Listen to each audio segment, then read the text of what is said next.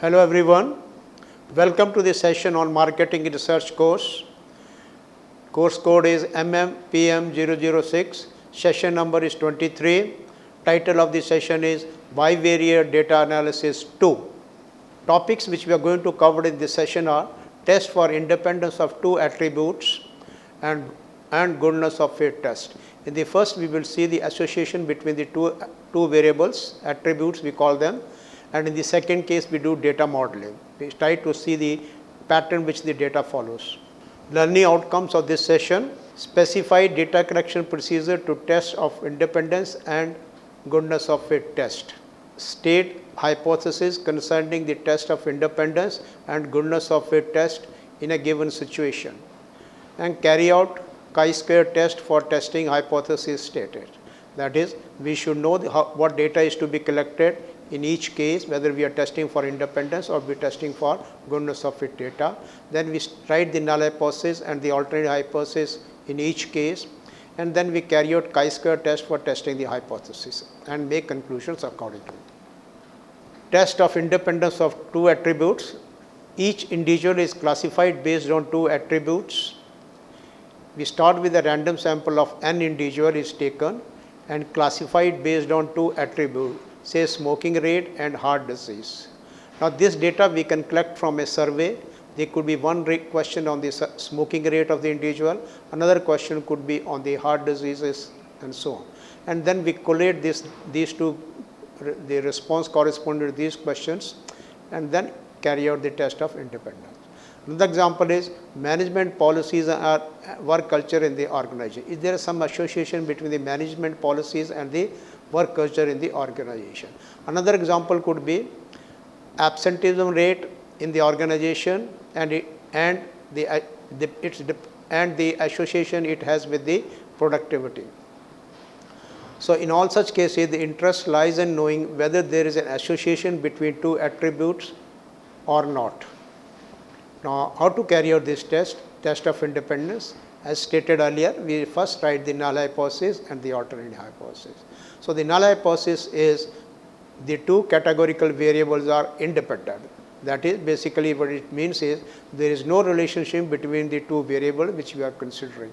Alternative hypothesis is two categorical variables are dependent. There is some association between the two variables. So here we are trying to find out whether there is some relationship or some association between the two variables or not.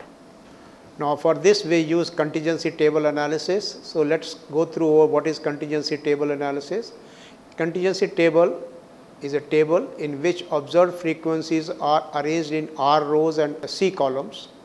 Observed frequencies are put in the form of an array with R rows and C columns. Then we calculate row total and column total for each row and each column. Further, we go and calculate grand total, for that is sum of all the rows and sum of the column totals. Now for each cell we calculate expected frequency as under null hypothesis. That means assuming the two variables or the two categories are independent. So we calculate the expected frequency. Then we compare the observed frequency with the expected frequency using chi-square statistic. Now let us look at how to calculate the expected frequency first. Now expected frequency for each cell under null hypothesis is calculated by row total into column total divided by the grand total. That is, grand total is total of all the observed frequencies. And the test statistics to be used is chi-square test, where we compare the observed and the expected frequencies using the chi-square statistics. So for each cell we find out first we find out the difference between observed and the expected frequency, then we square it and then we divide by expected frequency for each cell, and this we do for all the cells and then add this quantity. So this quantity when we add it get what is called the chi-square stat. Now the critical region always lies in the upper tail of chi-square distribution, with degrees of freedom R-1 and C-1. So the decision rule is simple. We first compute the chi-square statistics, which we can show is approximately follows a chi-square distribution with degrees of freedom R-1 into C-1. So here is chi-square distribution, and we have fixed the alpha and then based on alpha we get the cutoff value from the chi-square tables corresponding to degrees of freedom r minus 1 into c minus 1. And then we compare the chi-square stat with the tabulated value. If the chi-square stat computed is more than the value which we have got the table, we reject the null hypothesis, otherwise we do not reject the null hypothesis. If we reject the null hypothesis, that means there is some association between the two variables. So decision rule is simple, stat chi-square stat greater than alpha corresponding to chi-square alpha value, reject H naught, otherwise we do not reject H naught. Now we are going to take an example to illustrate what we have covered so far. Here is a simple example which we have taken. I will go through the example and then look at the data that is collected and then see how to carry out the analysis, how to write the null hypothesis. Now the problem before us is to know whether training provided to management training is effective or not. A random sample of 400 training is taken and each training is classified based on his or her performance during training and job success, and the data so obtained is given below. So we have a sample of 400 management trainees, and for each trainee we look at the performance during training and we look at the job success. So there are two attributes which we are considering. One is performance in training, another is job success. Now as far as performance in training is concerned, we are looking at three categories: normal, good and very good. As far as job success is concerned, we are looking at three categories: poor, average and very good. So we have in all 9 combinations, and each cell represents the observed frequency corresponding to that combination. For example, there are 23 management trainees with performance during training normal and job success poor, and so on. So this is the contingency table of the observed frequencies. Now we will first write the null hypothesis. So what is the null hypothesis? Job success and training performance are independent.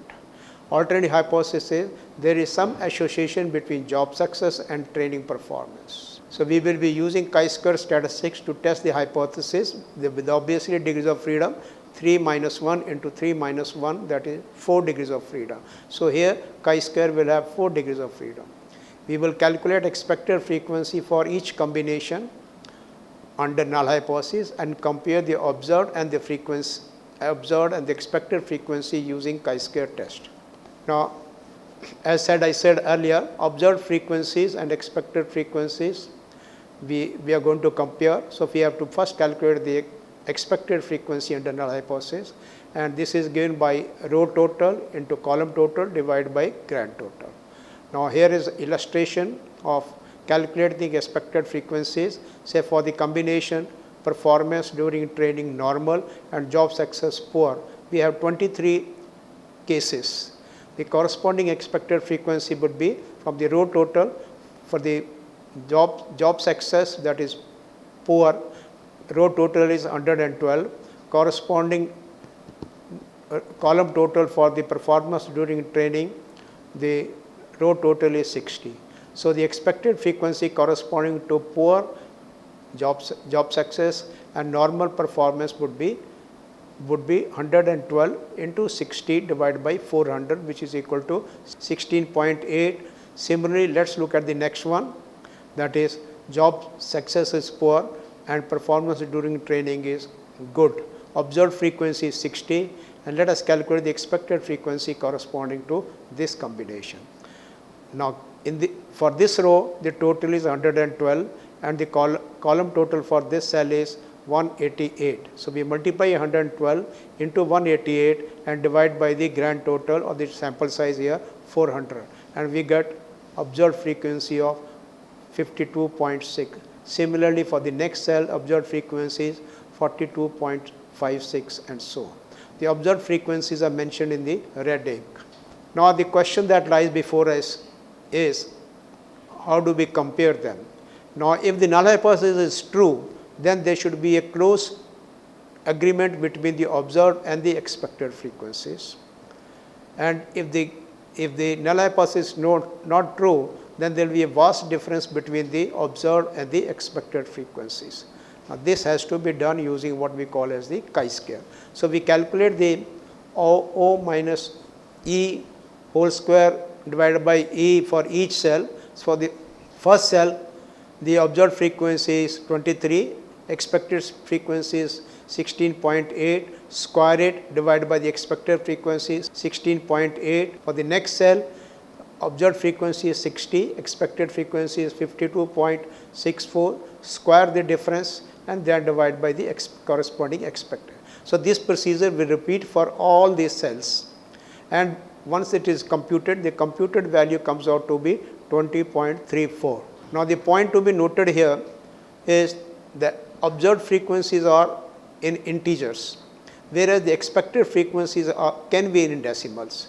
So, if the expected frequency comes out to be in decimals, do not get scared or do not round off to this. That means 16.68 should not be rounded to 17. You keep the exact value which we have got for the expected frequency. So, we have got a chi-square statistics of 20.34. Now, to compare whether it is significant or not, so we will use the chi-square table with alpha is equal to 5% and degrees of freedom 4 and get the chi-square value from this. So, chi-square status will follow chi-square distribution with degrees of freedom 2 into 4 and alpha is equal to 5%. We refer to the table and the critical region which we get is starting from 9.488 and the computed value is 20.35. So, which is more than the tabulated value of 9.488. Hence, we reject the null hypothesis. So, we are rejecting the null hypothesis and accepting the alternative hypothesis, which implies that there is some association between the job success and the performance during training. So, in a way it means that training is helpful in the job success. Now, here is a table of chi-squares for different values of alpha. Second row corresponds to alpha is equal to 10%, third row corresponds to alpha is equal to 5%, and then the next column corresponding to alpha is equal to 1% and so on. First row corresponds to degree of freedom. So, degree of freedom is 4, alpha is equal to 5%. So, under 4 degrees of freedom and alpha is equal to 5%, we get the value of 9.49 as stated earlier.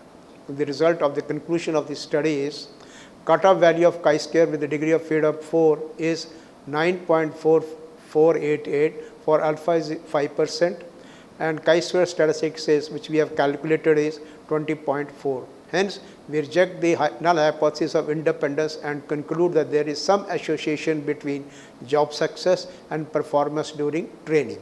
So, this in a way it implies that training is effective in or helpful in job success. So, this was the first case where we have carried out a test of independence for 2 attributes. We now go to the next case, which we call as goodness of fit test. In this case, we examine whether the sample data follow a given pattern or not. Say for example, does the data on fat percentage in the milk follow normal distribution or not? This is one example. Another could be customer service time in a service variety follows exponential distribution or not. That is, amount of time spent in the service or while getting service is a random variable, and we want to know whether the time which varies from customer to customer, does it follow exponential distribution. Even the waiting time in the queue, the amount of time you spend in the queue before being taken up for service also follows exponential distribution. So, we want to validate this using the data collected. So, alternatively I can say whether a given model adequately describe the observed frequencies. So, this is also a question of modeling. That means what model fits the data or whether a given model fits the data or not. So, this is a question of modeling the data. Now, goodness of fit, we will take 2 examples to understand the concept and how it is applied. We first take an example in which in a random sample of 120 women who use a certain type of skin cream regularly, each was asked to state which of the 3 brands which we are calling them A, B, C on the market she preferred most. The data was collected based on a sample of 140 women. So, we put this data in the form of a table, brand most preferred A, B, C, and number of women who preferred this. So as far as brand A is concerned, out of 140, 35 preferred brand A, and for brand B, the frequency is 54, that is 54 people or 54 women preferred brand B. Similarly, for brand C, the observed frequency is 51. Now, the current market share of these brands are, that is brand A, B and C are 35%, 45% and 20% respectively. The study director wants to know whether the respective market share are same or not at 5% level of significance. So, we know the market share, our existing market share of these 3 products or 3 brands. We have collected the data based on a sample of random sample of 140 women, and we have found out how many are using in each case. Now, we want to know whether there is a change in the market share or not. So, let us write the null hypothesis and the alternative hypothesis and see how we are going to carry out the test, chi-square test. So, null hypothesis in this would be no change in the market share of the 3 brands. So, the existing market share continue to be there. That means probability of using A is equal to 35%, probability of using brand B is 45%, probability of using brand C is 20%. Against the alternate hypothesis, there is a change in the market share. So, null hypothesis state the market share continues to be same, and the alternate hypothesis says there is a change in the market share. Now, to test this hypothesis, we will calculate the expected frequency. Now, let us see how to calculate the expected frequency in this. So, we have the observed frequency for 3 brands A, B, C, which are 35, 54 and 51. The total sample size is 140. Now, if null hypothesis is true, null hypothesis true means the chances of using brand A are 35%. So, what is the expected frequency if you take a sample of 140? So, the expected frequency corresponding to the first brand would be 35% of 140, that is 0.35 into 140, which is equal to 49. Similarly, the expected frequency corresponding to brand B would be, the probability is under null hypothesis 45%. So, it will be 0.45 into 140, which is equal to 63. Similarly, for brand C, under null hypothesis, probability of using it is 20%, that is the existing market share. So, the expected frequency would be in a sample would be 140 into 0.2, which is equal to 28. So, corresponding to each observed frequency, we have got the expected frequencies, and now we are going to compare. So, how do we compare? We first calculate O minus E, that is the difference between the observed and the expected. Then we square it and divide this quantity by the expected frequency.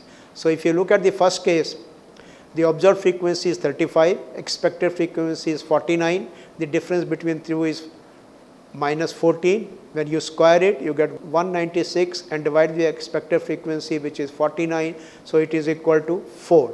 Similarly, for the second case, observed frequency is 54, expected frequency is 63. So, the difference is minus 9, square of that is 81 divided by 63, and we get a value of 1.29. Similarly, for the third case, observed frequency is 51 and the expected frequency is 28. So, the difference between them is 23, square of 23 529 divided by 28, that is 18.89. If you add these value, the chi-square value comes out to be 24.18. Now, let us look at the corresponding value from the table with how many degrees of freedom. So, since there are only one column and 3 rows, so degree of freedom in this case would be 3 minus 1, that is 2. So, corresponding to 2 degrees of freedom and alpha is equal to 5%, you can see the cutoff value, which is 5 point this. So, we are getting the value of 5.99. So, the computed value under value of chi-square under H naught is equal to 24.18. The cutoff value from the chi-square table with degree of freedom 3 minus 1 is equal to 2, at alpha is equal to 5%, the value is equal to 5.99 as we have seen from the chi-square tables. So, we are going to reject the null hypothesis. So, we are going to reject the null hypothesis of the market share remaining same. So, the conclusion is that there is a change in the market share of these brands. So, there is a change in the market share of these brands, that means there is a shift in the existing market share. So, this was the case of testing the data with the given model. We take one more case. We look at the example number 2. We have the reading habit of the executives. Now we want to know, is there a difference in the choice of the publication? We have 4 publications, W, X, Y, and Z. And we want to know whether there is any, whether the executives have some preference for these magazines or not. We take a sample, and out of the sample, 35 people have preferred W publication, 30 people have preferred X publication, 45 people have preferred Y publication, and 54 people have preferred Z. So to know that, is there a difference in the choice of the publication, or they are equally preferred? So we will write the null hypothesis and carry out the chi-square test. So under null hypothesis, no difference in the choice of the publication, no choice. That means all are equally preferred. Versus the alternative hypothesis, there is difference in the choice of publication. That means people have more preference for one as compared to the others. So if you write the hypothesis in terms of statistical terms, so probability of selecting publication W is equal to the probability of selecting publication X is equal to the probability of selecting publication Y is equal to the probability of selecting publication. That means all the probabilities are same. Against the alternate hypothesis, these probabilities are not same. And if you look at the total sample is 164. Now, if all the probabilities are same, that means each probability under null hypothesis, because they are same, so probability of each would be equal to 0.25. That is, probability of selecting is equal to 1 over 4. So the expected frequency in each case will be equal to 164 into 0.25, or which is equal to 41. So the expected frequency in each case is equal to 41. Now the chi-square statistics has to be found out. So we calculate the difference between the observed frequency divided by the expected frequency, which is same as 41, and the differences are -6 square of that, -11 square of that, 4 square of that, plus 13 square of that. And the value which we get is 8.34, and the cutoff value corresponding to 3 degrees of freedom, that is 4 minus 1 at 5% level, is 7.815. Hence, we are going to reject the null hypothesis and conclude that there is a difference in the choice of 4 publication among the executives. That means some are more preferred than the other. Now, we are going to summarize what we have done. Now, in this case, we have looked at 2 aspects. One is the test of independence of 2 attributes, another is the goodness of fit. In both the cases, we have used the chi-square test to test the hypothesis of independence and whether the data follows a given model. Now, the procedure is simple, which we have followed. We have calculated the expected frequency in each case. We have compared the expected frequency with the observed frequencies by first calculating the difference between the observed and the expecting, squaring it, divided by the expected frequency, because the difference depends upon the expected frequencies. So we standardize that. And now we calculate the chi-square value and compare with the tabulated value corresponding to alpha is equal to 5%. And if the chi-square statistics is more than the value which we get from the table, we reject the null hypothesis. Now, this particular type of technique is very helpful in establishing whether the 2 variables are associated or if there is some relationship between 2 variables or not, and for doing data modeling. That means, given a data set or given a process and the data, can we find out whether given a model fits the data or not. Thank you. Thanks a lot for your attention. Thank you.